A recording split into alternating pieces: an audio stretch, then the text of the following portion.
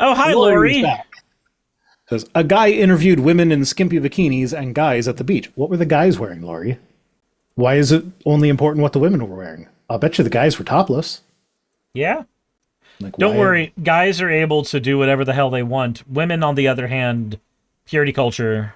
And he asked the first woman if she could name if she could name one guy she'd hooked up with in the past 6 nights, and she couldn't.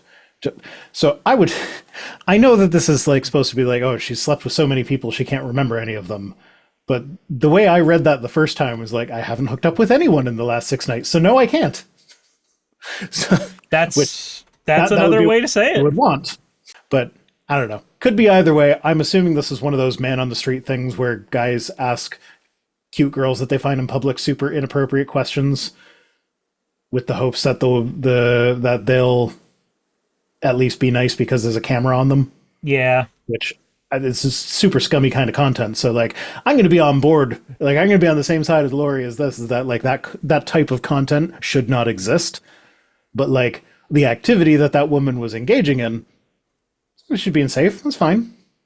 One guy said he got drunk every night. They think this is fun. Short-term pleasure for long-term pain. Reject this, young woman. Young women. What's the long-term pain?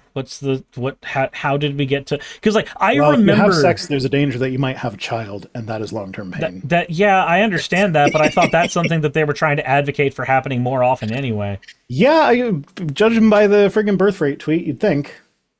I don't know. I remember seeing advertisements about that in my school where it was like a night of one night of pleasure for a like lifetime of pain, and I So just where is the pain? What is the pain that I'm supposed to be experiencing? there's two routes that could take. One is that you are now emotionally scarred and can never be whole or whatever. Oh no, until you accept Jesus and he you makes your fucked virginity someone. regrow or whatever. That's the first thing, which anyone who has had sex is like, yeah, okay, sex is cool, but like, it's just sex. Like it's a Not thing emotionally that damaging.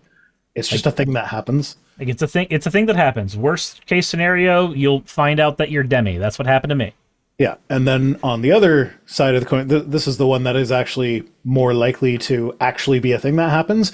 You could get an STI. Yeah, but at that point, the answer is use protection.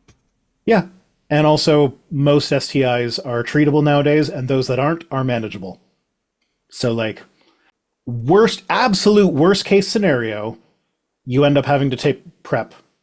So like, okay, it's a medication. Yeah. No big deal.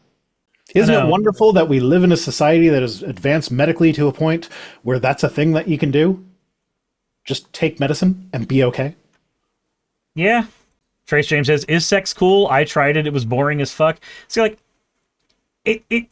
I understand the idea of like there being an emotional weight behind it, but the idea that there's an emotional weight behind it is also informed by the same purity culture that's the problem in the first place. Again, worst case scenario, you'll find out you're demi. I mean, there's probably other worst case scenarios, but like, not counting STIs, you find out you're demi and you realize that you actually do have that emotional attachment. This is assuming all things are consensual, of course. Like, yeah, it can be very emotionally damaging if it's not consensual, but at that point, you have a different set of problems. It's not the victim's fault at that point, so you can't. I mean, she probably would blame the victim, but okay. Anyway, Lori's the last one. Oh shit. So, yeah, we done. Fair enough. Then I hate to cut things short on my end for stream as well, but I need to go lay down because I'm in this. Not only am I not feeling well, I'm not allowed to take painkillers for the next amount of time. I don't know what the amount of time is, at least until I get a blood test. They said something was wrong with my liver, and they don't know what, so they need to do a blood test to figure it out, and I can't be on anything that would fuck with the blood test. So Tylenol will do that. Yep, so no also make your tism painkillers worse. For me. It will make the tism worse. I heard that as well. That was a... Thank you, Donald Trump, for reminding me of how important it is to keep my tism in check. Yeah. Okay, well, thanks for joining me. Go get some rest. Whee! And as always, fuck off.